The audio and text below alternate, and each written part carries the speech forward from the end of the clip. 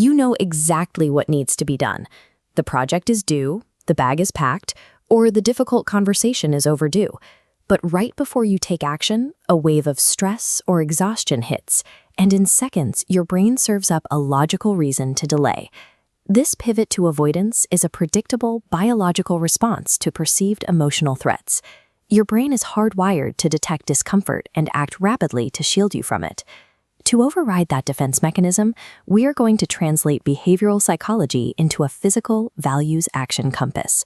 Over the next few minutes, we will walk through a 4-step system designed to short-circuit your mind's excuse generator in real time. To build this, you need a pen and a piece of paper. You also need to recall one specific recent moment where you used a logical excuse to avoid a responsibility. Keep that scenario in your mind. By the end of this exercise, you will have a trigger-response framework that allows you to take ownership of your actions even when your stress levels are peaking, moving past a reliance on simple willpower. Step 1 is calibrating the compass. Take your piece of paper and draw a line across the middle.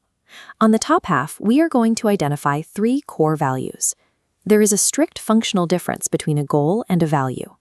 A goal is a finite destination, like getting a promotion. A value is an ongoing behavioral direction, like being persistent. When the process of achieving a goal becomes uncomfortable, your brain can easily convince you to abandon the map. An active compass, however, never stops pointing north. Values provide a continuous direction to travel, regardless of the terrain. Reliability, health, and professional growth are all examples of core values. Select the top 3 that matter most to you and write them on the top half of your paper.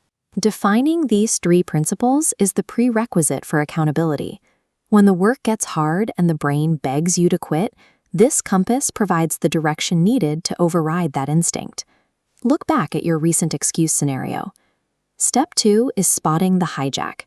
Identify the specific physical sensations that hit you right before you made the excuse, perhaps a tightening in your chest or the automatic reflex to grab your phone.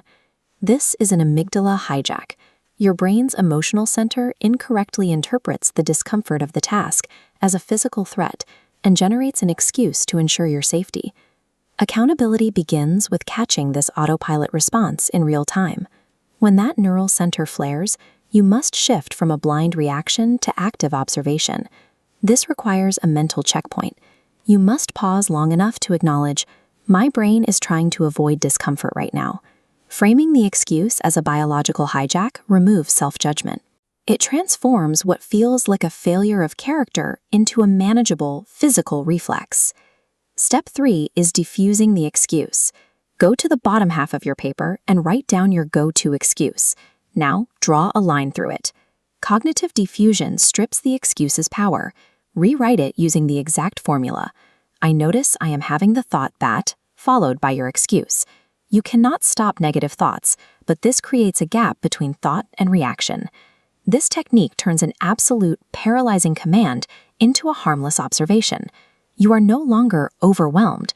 You are simply the person noticing a thought about being overwhelmed. Achieving this psychological distance strips the difficult emotion of its authority, returning control of the decision-making process back to you. Now we reach the accountability checkpoint. Ask yourself, does this excuse align with the compass at the top of my paper?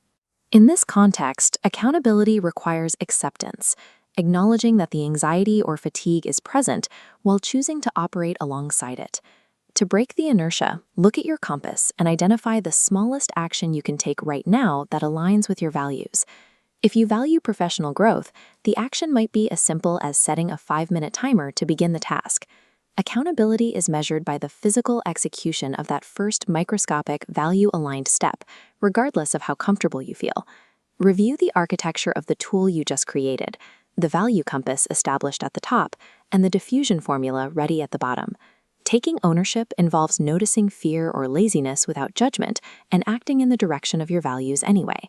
For the final step, tear off the top half of the paper containing your 3 core values. Stick that piece of paper in a visible location, on your monitor or your mirror, as a permanent environmental trigger. The next time your brain attempts a hijack, this physical compass will force the pause, create the distance, and guarantee ownership of your next action.